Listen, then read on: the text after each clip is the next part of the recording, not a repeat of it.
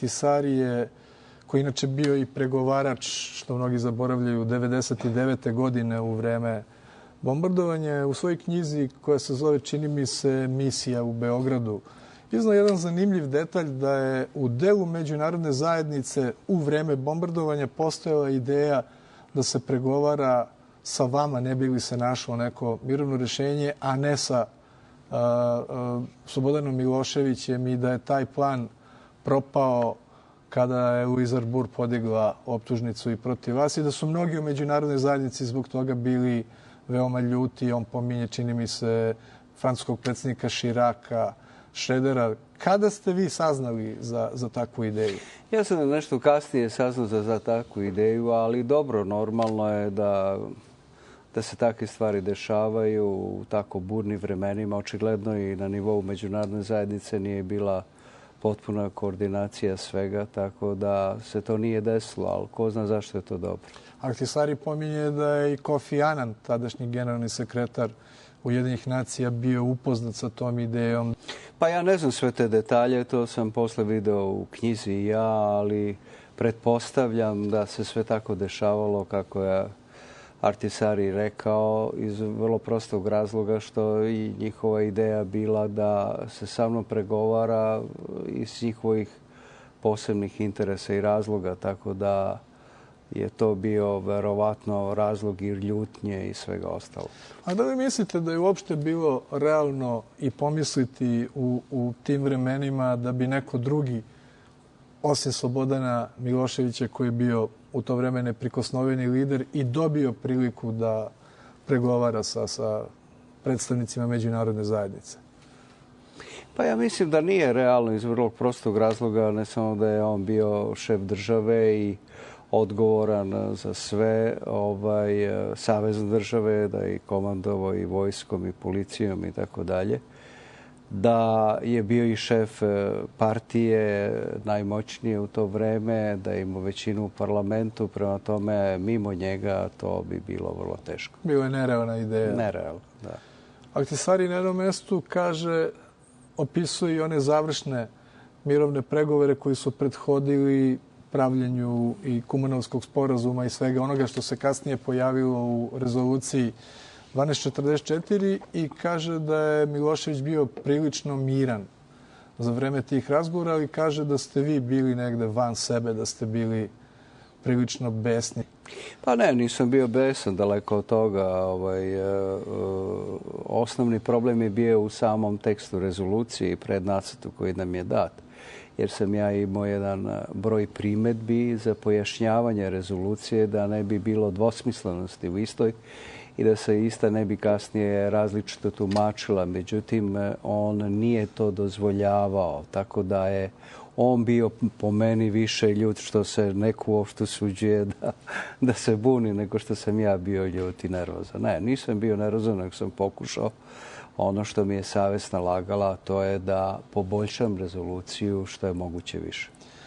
U uvodu sam zaboravio da kažem da je značajan deo vaše političke karijere su bili pregovori u Rambujeu neposredno pred bombardovanje. Vi ste tamo bili, ne šef delegacije, to je bio gospodin Ratko Marković, ali ste bili možda najznačajniji član te delegacije. I jesu li ti pregovori unapred bili osuđeni na propast, kako se to danas često govori? Da li je uopšte bilo ikakve šanse da se tamo dođe do nekog opipljivog sporazuma?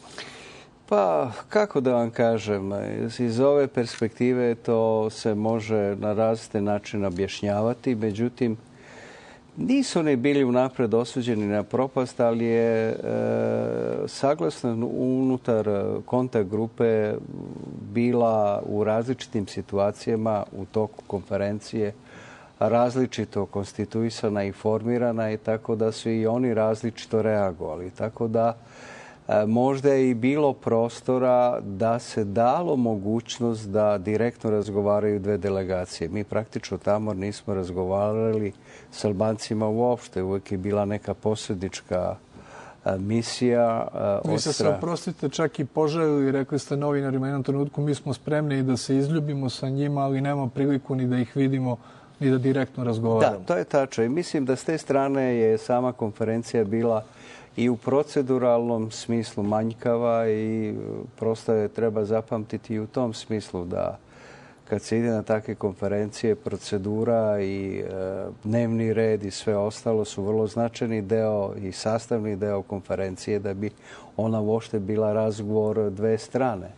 Ovdje je to izostalo i mislim da je to i rezultiralo što jeste. Naravno, iz ove perspektive to deluje, da tako kažem, kao predviđeno unapred, ali nije postojalo jedinstvo unutar kontakt grupe kako dalje raditi i neke države su to koristile na ovaj ili onaj način, tako da su izboksovali jedan povoljniji tekst za albansku stranu. Sad, sam taj tekst osnovnog sporazuma nije bio tako ni loš, jer smo ga mi radili s Amerikancima godinu dana pre toga. Ali je problem bio u amandmanima. Da, ne samo u amandmanima. Da, naravno, bilo je u suštinskom delu i u amandmanima pri kraju sporazuma, ali je bilo više u dodacima, odnosno imalo je 7 dodataka i mislim da su oni bili ti koji su prevagnuli da mi ne možemo da potpišemo takav tekst jer je zapravo predviđao referendum samo na toj teritoriji celog stanovišta. Ustav Kosova i tako dalje. I ono što je, čini mi se, bilo najopasnije posle 3 godine. Da, posle 3 godine i takozvano izjašnjavanje naroda u stvari čita referendum, a ako je samo na toj teritoriji, onda se unapred zna i rezultat. Ima različitih mišljenja kada je Srbija izgubila šansu da nešto možda ozbiljnije uradi na Kosovu. Vi ste se dugo bavili diplomatijom. Neki opet smatraju da je poslednja šansa bila u onom trenutku kada su bili veliki građanski nemiri u Albaniji, kada se Albanija gotovo podelila na 2 dela i da je možda to bila prilika kada je Milošević mogao nešto konkretnije da ponudi Ibrahimu Rugovi i da je to možda bio posljednji moment da se nešto ozbiljnije uradi. Pa sad, teško je to reći da li je moglo i teško je biti sad pametan šta je moglo da se uradi. Ceo taj problem postoji još od Prizrenske lige. I svaka vlast je imala određenih problema na Kosovu i Metohiji na ovakav ili onakav način. Da li je bilo to posljednji moment ili ne, teško je to reći. Jer nije se samo prelila situacija iz Albanije sa oružjem i ostalim stvarima na Kosovo, nego je veliko pitanje i da li je i sam Rugova mogao da kontroliše situaciju s obzirom na razne frakcije i grupe koje su se formirale, koje su bile ekstremne na tom području i koje su čak i njega ugrožavale i njegov život ugrožavale. Tako da vrlo je to teško reći kad je bio pravi moment. Mislim da je to pitanje koje je tinjalo 100 godina i kao što sam rekao, svaka vlast je imala određenih problema i rešavala ga na razne načine. Ovo posle ovakve eskalacije kakva je bila 97. i 98. se završilo kako se završilo. Da se vratimo još malo na Rambuje. Vi ste bili jedan od oni koji su učestvovali u poznatoj BBC-evoj seriji, mislim se zvala Smrt Jugoslavije, pravljenoj pre 7-8 godina i iz te serije i vašeg razgovora sa novinarima saznali smo da ste se vi u Rambujeu 4 puta u 4 oka sastajali sa Medlinom Olbrajt i da ste imali čak i mandat da je ponudite mandat i dogovor sa Slobodanom Miloševićem, da je ponudite dolazak NATO-a ovde pod, tako se govorilo, komercijalnim uslovima.